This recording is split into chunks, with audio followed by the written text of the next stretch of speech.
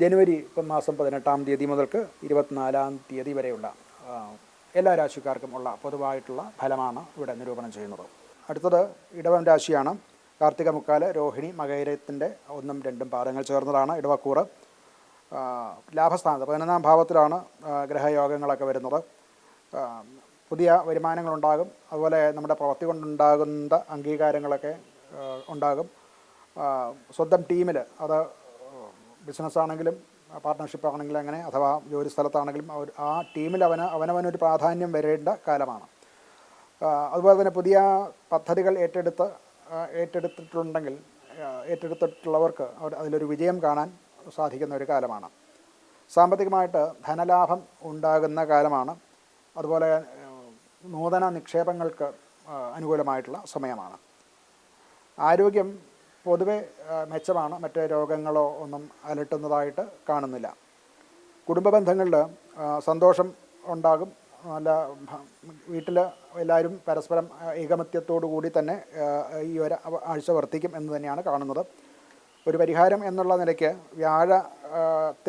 വ്യാഴത്തിൻ്റെ ഗ്രഹശാന്തി ചെയ്യുക. വ്യാഴത്തിൻ്റെ മന്ത്രം ഗുരവേ നമഃ എന്നുള്ള മന്ത്രം ജപിക്കുക. അത് 16 തവണ ജപിക്കുകയാണ് നല്ലത്. അതുപോലെ പശുവിന് ഭക്ഷണം കൊടുക്കുക. മറ്റ് അനാവശ്യ ചിന്തകളെ കൊണ്ടുണ്ടാകേണ്ട സംഘർഷം ഒഴിവാക്കുകയും അതുപോലെ ധ്യാനം ശീലിക്കുകയും നല്ലതാണ്. നമ്മുടെ ഭാരതീയ ചിന്താക്രമത്തിൽ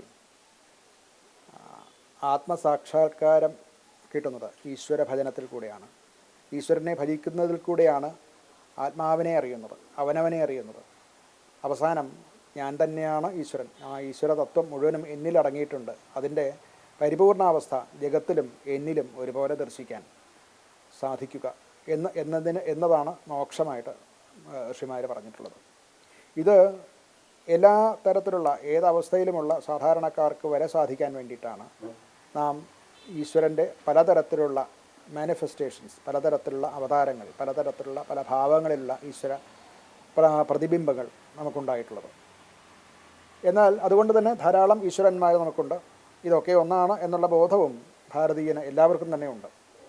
എന്നാൽ ഇതിലൊക്കെ ഒരു വളരെ വിശേഷമായിട്ടുള്ള ഒരു പദ്ധതിയാണ് ഗണേശ പദ്ധതി.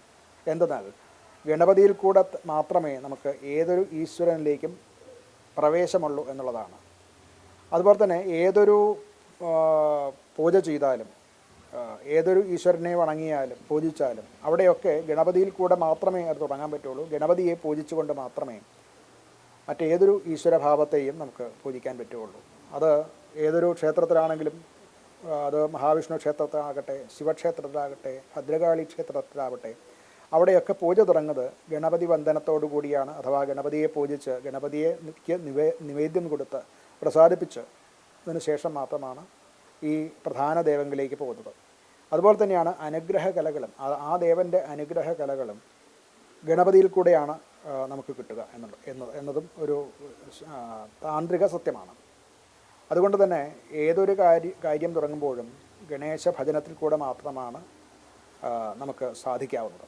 ഇത്രയും വൈശിഷ്ട്യമുള്ള ഒരു ദേവൻ, അതായത് ഏത് തരത്തിലുള്ളവർക്കും, സാധാരണ വളരെ പാമരനായിട്ടുള്ള ഒരു വ്യക്തിക്കും വളരെ ചെറിയതായിട്ടുള്ള കുട്ടിക്കും യോഗ അവസ്ഥയുടെ അങ്ങേയറ്റത്ത്, പാണ്ഡിത്യത്തിൻ്റെ അങ്ങേയറ്റത്ത് എത്തി നിൽക്കുന്നവർക്കും ഒരുപോലെ പ്രാപ്യമായതും എല്ലാവർക്കും സ്വീകാര്യമായിട്ടുള്ള ഗണപതിയാണ് ഭാരതത്തിലെ പ്രധാന ദേവൻ എന്ന് തന്നെ പറയാം. എന്ന് മാത്രമല്ല, ഇത് ലോകമെമ്പാടും ഒരു കാലത്ത് ലോകമെമ്പാടും ഈ ഗണേശ ഭജനം അഥവാ ഗണേശ തത്വം നല്ലവണ്ണം അറിഞ്ഞിരുന്നു എന്നുള്ളതിന് തെളിവുകളുണ്ട്.